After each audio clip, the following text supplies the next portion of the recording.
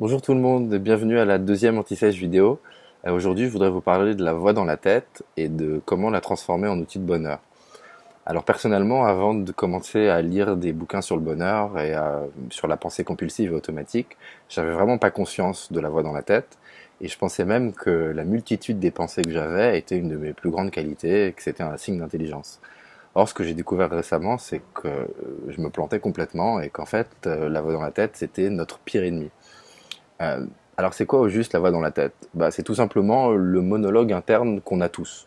C'est l'organe mental qui produit toutes nos pensées et qui va nous dire des choses du genre j'ai faim, ou alors je suis en retard à mon rendez-vous, zut, ou alors encore il est bête celui-là. Euh, alors c'est bien d'avoir une petite voix qui nous guide et qui nous suggère des pensées qui peuvent nous faire avancer dans la vie. Mais le problème, c'est que la voix dans la tête s'arrête jamais. Du moment où on se lève le matin au moment où on s'endort le soir, elle ne fait que parler, parler, parler, parler. Et pour compliquer les choses encore plus, la voix dans la tête, elle est bourrée de défauts. D'abord, elle est rarement satisfaite pour très longtemps. On a beau pratiquer des activités qu'on adore, manger des plats délicieux, écouter de la musique qu'on apprécie, la voix dans la tête revient toujours à la charge pour nous dire que quelque chose ne va pas, qu'il nous manque un truc et qu'on pourrait améliorer l'instant présent. Et puis, la voix dans la tête est constamment dans la comparaison. Elle regarde toujours les autres pour savoir qui a plus d'argent, qui a plus de temps libre, qui a plus d'amour, etc. La chose la plus marquante relative à la voix dans la tête, c'est que son pire ennemi est l'instant présent. Elle ne connaît que le passé et le futur, elle nous parle que de ça, elle a véritablement peur de l'ici et maintenant. Moi, par exemple, ça m'est souvent arrivé d'être devant un sublime coucher de soleil, mais de pas réussir à vraiment l'apprécier parce que la voix dans la tête me parlait par exemple de la journée passée, ou bien du dîner à venir, ou encore de la journée du lendemain. Alors c'est bien d'avoir conscience de ça, mais on fait quoi concrètement? Je crois que la chose la plus importante et une des grandes clés du bonheur, c'est de prendre conscience que cette voix dans la tête n'est pas nous, qu'elle est extérieure à nous et que très souvent elle nous raconte n'importe quoi. Parce qu'avant de prendre conscience que cette voix n'est pas nous, on a tendance à s'y identifier, on a tendance à croire tout ce qu'elle nous dit. Mais en fait, c'est juste pas vrai. Cette voix n'est pas qui on est vraiment, et on n'a pas besoin de croire tout ce qu'on pense. C'est même contre-productif à notre bonheur de croire tout ce qu'on pense. Alors il y a des moments où cette vérité nous apparaît comme une évidence. Par exemple, à chaque fois qu'on a une pensée du genre j'ai envie de le tuer celui-là, on arrive à faire un pas en arrière et dire mais non, tu débloques, euh, je vais jamais tuer quelqu'un, c'est pas qui je suis.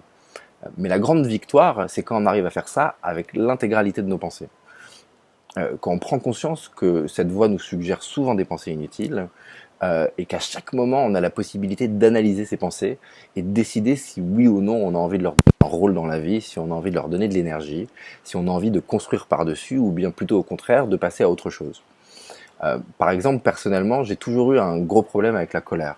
J'avais tendance à m'énerver pour un oui, pour un non. Dès que j'entendais la pensée je suis trop énervé, et ben je l'endossais automatiquement et je décidais que j'étais énervé sans me rendre compte que c'était une décision. Aujourd'hui, comme tout le monde, ça m'arrive bien sûr de m'énerver, mais j'ai mis un filtre entre la voix dans ma tête et ma vie, de telle sorte que j'ai peut-être le même nombre de pensées énervées qu'auparavant, mais en revanche, j'ai beaucoup moins de moments où je décide d'agir sur ces pensées, et beaucoup plus de moments où je me dis arrête Joe, là ça sert à rien, tu vaux mieux que ça. Alors concrètement, il y a deux façons de se désidentifier à la voix dans la tête, et de faire en sorte qu'elle s'arrête de nous faire souffrir autant et de la transformer en outil de bonheur. Une où on décide de se servir de la voix dans la tête plutôt que de la laisser se servir de nous, et une où au contraire on décide de plutôt l'ignorer.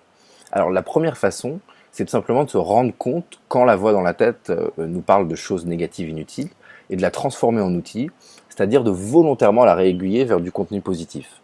Alors vu que la voix dans la tête ne vit que dans le passé et dans le futur, on peut soit la réaiguiller vers du contenu positif passé, et là il s'agit de la gratitude, des bons souvenirs, soit vers du contenu positif futur, et là il s'agit de la créativité, de l'organisation d'événements, de tout ce qui peut être constructif et qui se rapporte à des événements futurs.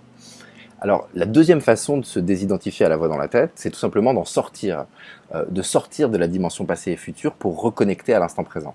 Et c'est précisément à ça que sert la méditation. À regarder la voix dans la tête, à la laisser parler toute seule, à l'observer sans lui répondre, sans l'encourager, comme un élément extérieur, en gros, à la laisser tourner dans le vide. Et ce qui est magique, c'est que quand on fait ça régulièrement, quand on fait de la méditation une habitude, non seulement on arrive à mieux observer ses pensées de l'extérieur, mais on arrive à aiguiser sa pensée, à rendre la voix dans la tête plus utile, plus joyeuse et plus percutante. J'espère que vous avez trouvé cette explication utile. Si vous avez des questions ou des commentaires sur ce thème, n'hésitez surtout pas à laisser un message dans la section des commentaires. Merci beaucoup et à bientôt.